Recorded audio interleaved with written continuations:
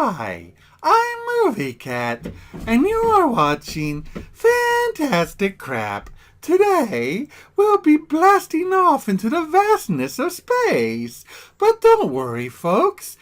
We will have an old pro along with us to help us along our journey to unlock the true secrets of the moon. Walter Koenig of Star Trek fame.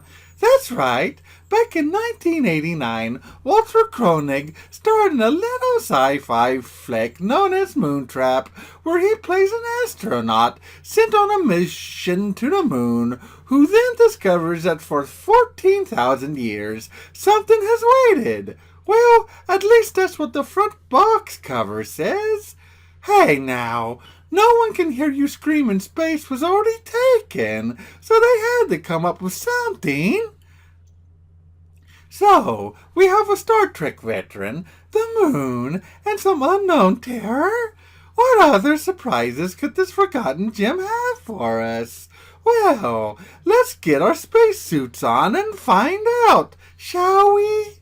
We opened the film with some stock footage and audio of the moon landing, but the movie then shows us some events of back then that went unnoticed.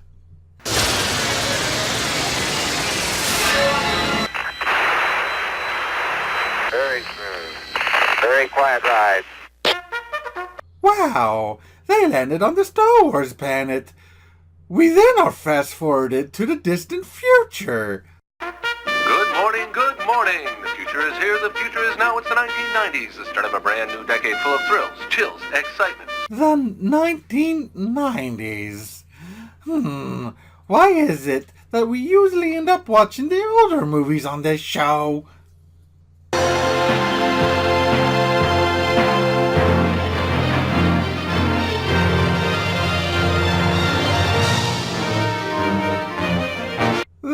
Felt like it was the opening of a very happy and optimistic Star Wars film, or the opening to the Spaceballs sequel. We then join up with Walter Koenig's character, Jason Grant, who is currently flying a shuttle in space. Walter Koenig has always seemed like a classy type of guy, so I doubt there will be any Star Trek references here. The final frontier. The Space Shuttle Camelot journeys into the void. Really, Walter? Really? Anyway, we are then introduced to his partner and best friend. Manned by the daring and adventurous Colonel Jason Grant and his dynamic partner, Commander Ray Tanner. What? Bruce Campbell? Bruce friggin' Campbell? B-movie god and overlord Bruce mother friggin' Campbell is in this movie? Oh my god! That guy. I think I may have seen him in other stuff before, maybe. I don't know. Just another actor to me. Really. Excuse me. I have to use the litter box for a second.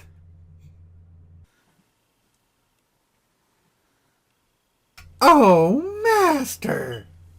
Okay, I'm back. Just had to take care of some, business real quick. They then discover an abandoned spaceship floating in space, and Jason volunteers to explore the ship closer. And of course, he makes a discovery. What is it? Have no idea. Looks self-contained, like it wasn't part of the ship. Dude, that is obviously an egg of some kind. Don't touch that. You are so going to get a face hugger crapping eggs down your throat. Anyway, he then also finds a new friend.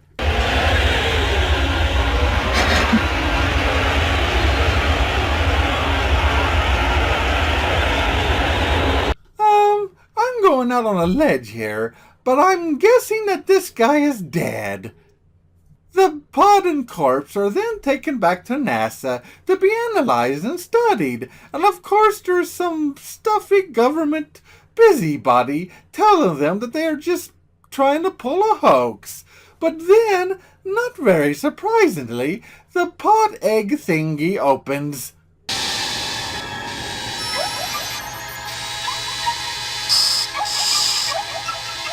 Hey, it's just GLaDOS from the Portal games.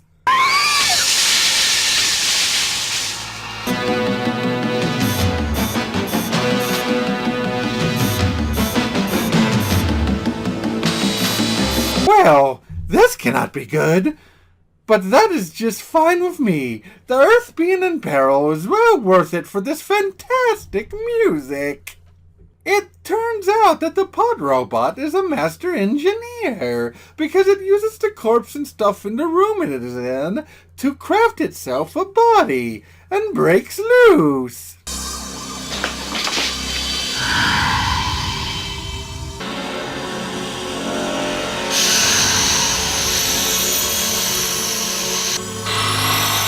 Wow, this is actually kind of awesome. Their first instinct is to fire at it, but of course the typical generic scientist guy tells them this is an important moment for mankind and that they cannot greet the alien with hostility, and he tries to make contact. Guess how that turns out? Give us a sign.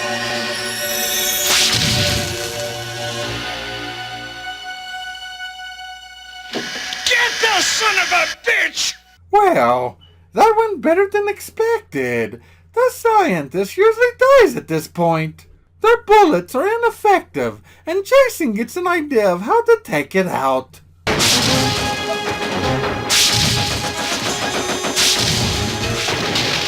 know what I think. I know what you think. So, what do you think? Dude, you're with Bruce Campbell. Just give him a chainsaw and let him get groovy on its buttocks.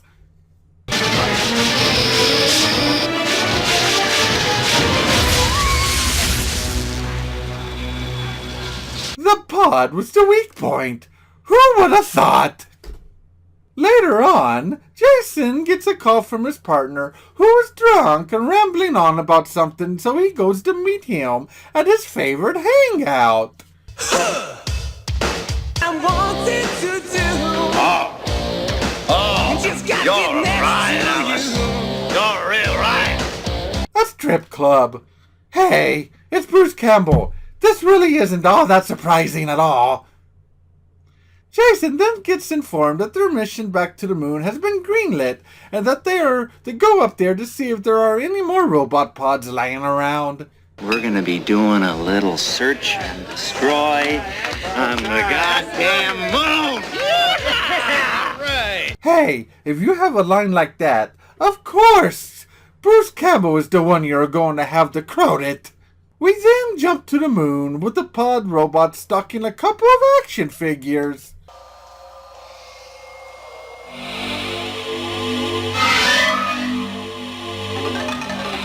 They discover an ancient temple on the surface of the moon. Oh man. Well, we're here. This may look hokey now, but I really have to give this movie props. This was a low-budget film, and it was way before green screens and CGI was a major thing. All of this had to be created by scratch, at a budget. They had to find cheap and clever ways of having a set look like the moon, and be passable enough. The magic of low-budget filmmaking. They enter a chamber which closes itself off and fills with breathable oxygen, and they then discover what appears to be a female in a capsule. still alive. It's a woman.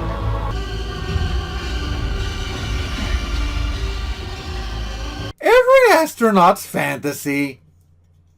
The robot pods kidnapped their space shuttle, and their man still in space informs them it is moving, so they try to hurry back and see what is happening.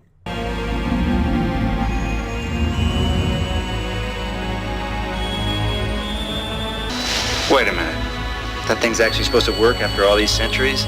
Hey, this is a B-movie. Of course it still works. Meow. They get attacked by a spider robot pod, and they hightail their butts back to their ship, only to discover that it has been taken. Helium. You know, those Kalium are really starting to bug me.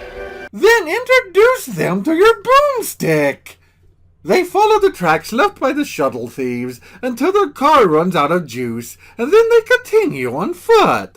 They get attacked by more pod robots, but this time, Bruce is badly hurt. Remember one thing, you don't take no shit from a machine.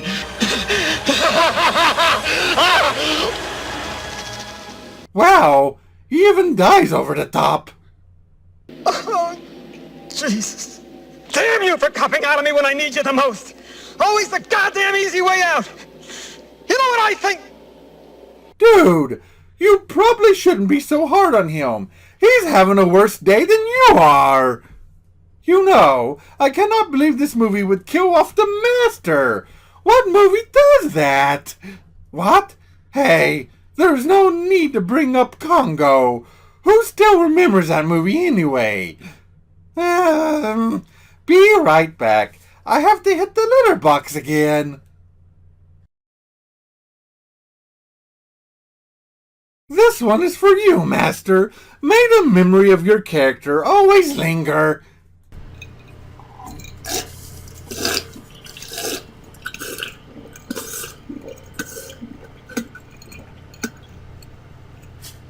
Okay, I'm back. So, Jason pulls out a blow-up space tent, and they take shelter. But meanwhile, the robot pods are doing bad things to Bruce Campbell.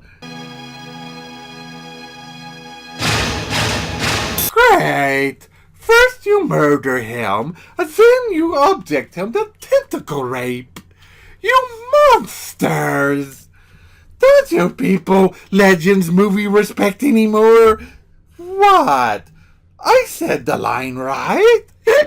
Oh, and what would normal people do after having their friends murdered and being stranded on the moon while the Earth is in peril? Knock booties, of course.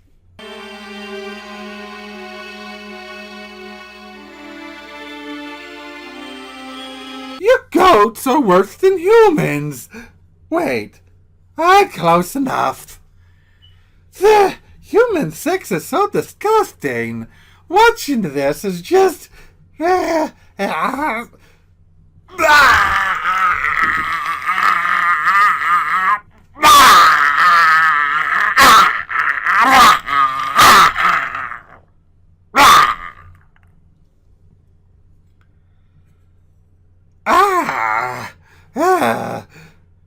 Oops! It looks like I just puked on your shoes. Hey, don't get mad at me. You're the idiot that left them laying around my studio.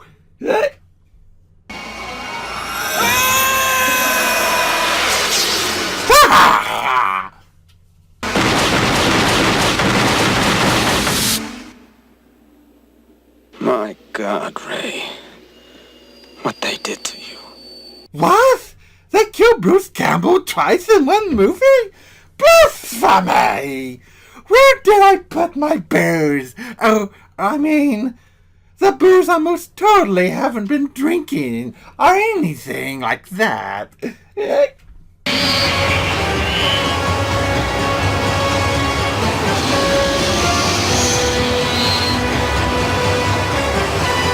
alien robots love to play with dolls. The Bond robots take them back to their ship, and Jason discovers that the robots use the ancient people of the moon as spare parts, and intend to do the same to the human race. One of the robots then come to play operation, and they manage to escape.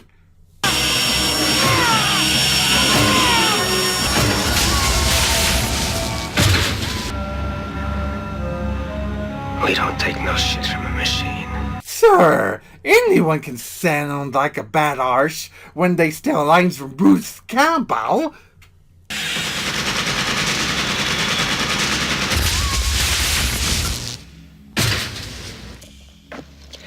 Seems like they never learn.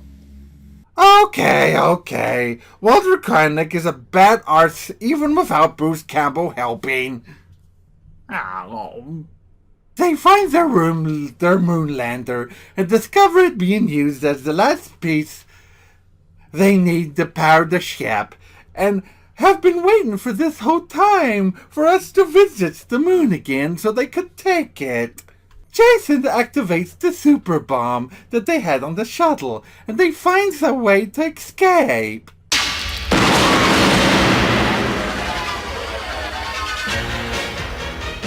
Do you know what I think? It's working. Hey!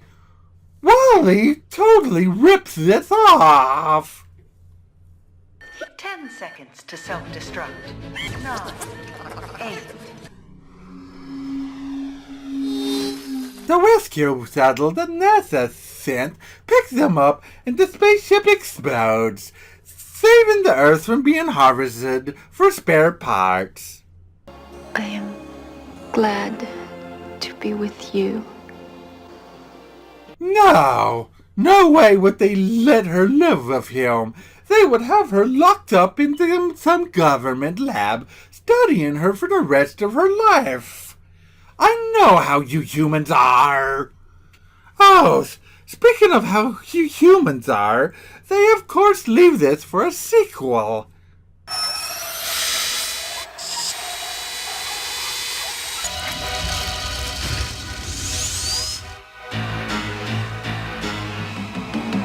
With most movies that end this way I have reviewed, I have been sad that there has been no sequel, but this time that is not the case. I am even more sad. They actually made a sequel to this, which came out last year, called Moontrap Target Earth. And I hear it's beyond terrible. It doesn't even look like a legit sequel, but a remake instead. What the heck, people? But anyway, that was Moontrap, a really cool, obscure sci-fi gem that stars two fantastic legends of the genre and has many cool ideas to go along with its fun story. I give Moontrap 6 hairballs out of 10. Why are there 2 cameras now? Did our budget go up? Also, why is the room spinning?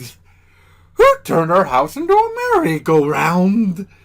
What do you mean I'm drunks? I'm not drunks. I'm perfectly fine. See? I am fully stable. I have never felt better.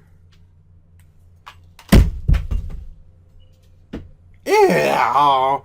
I passed out onto the puke shoes. Ew. Wow.